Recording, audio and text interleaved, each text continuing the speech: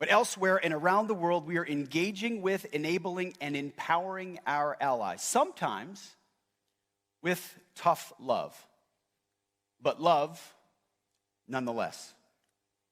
We're pushing our allies in Europe to own more of their own security, to invest in their defense, things that are long overdue.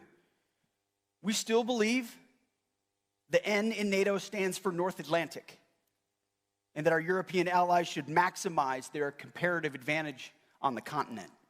And thanks to President Trump, they are stepping up. An alliance cannot be ironclad if in reality or perception it is seen as one-sided. That is changing, and that is very important. And as our allies share the burden, we can increase our focus on the Indo-Pacific, our priority theater. You see, here in the Indo-Pacific, our futures are bound together. The prosperity and security of the American people are linked to those of your people. We share your vision of peace and stability, of prosperity and security. And we are here to stay. And as a matter of fact, we are here this morning, and somebody else isn't. But for a generation, the United States ignored this region. We became distracted by open-ended wars, regime change, and nation building. I had a front row seat as a soldier in Iraq and Afghanistan. These costly diversions lacked clearly defined goals and were not tied to vital and core American interests. President Trump is changing that. We are not making the same mistakes, not this generation and not now. We are done with that approach. China seeks to become a hegemonic power in Asia, no doubt. It hopes to dominate and control too many parts of this vibrant and vital region. Through its massive military buildup and growing willingness to use military force to achieve its goals, including gray zone tactics and hybrid warfare, China has demonstrated that it wants to fundamentally alter the region's status quo. We cannot look away, and we cannot ignore it.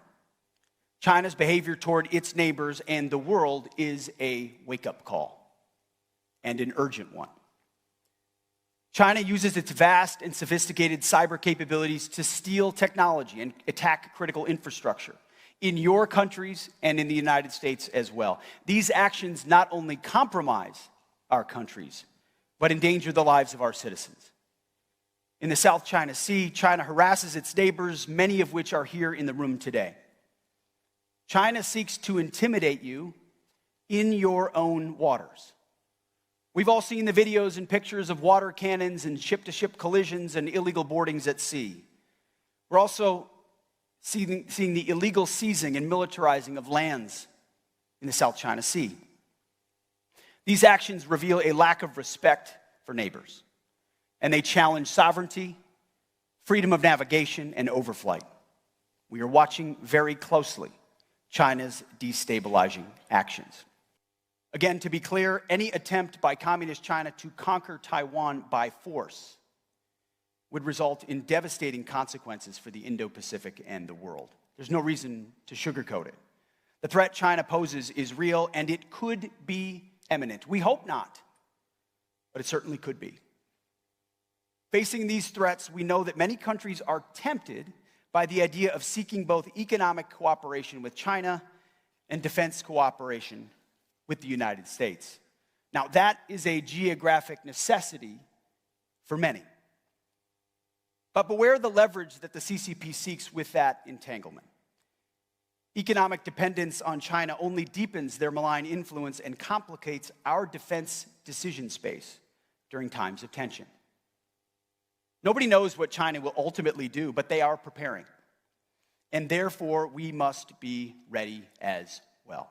I urge all of our allies and partners to seize this moment with us.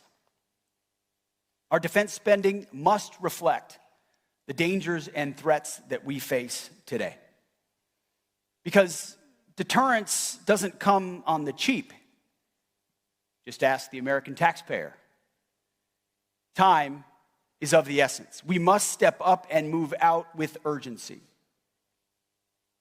And it's hard to believe a little bit, after some trips to Europe, that I'm saying this, but thanks to President Trump, Asian allies should look to countries in Europe as a newfound example. NATO members are pledging to spend 5% of their GDP on defense, even Germany. So it doesn't make sense for countries in Europe to do that while key allies in Asia spend less on defense in the face of an even more formidable threat, not to mention North Korea. Ultimately, a strong, resolute, and capable network of allies and partners is our key strategic advantage. China envies what we have together, and it sees what we can collectively bring to bear on defense. But it's up to all of us to ensure that we live up to that potential by investing.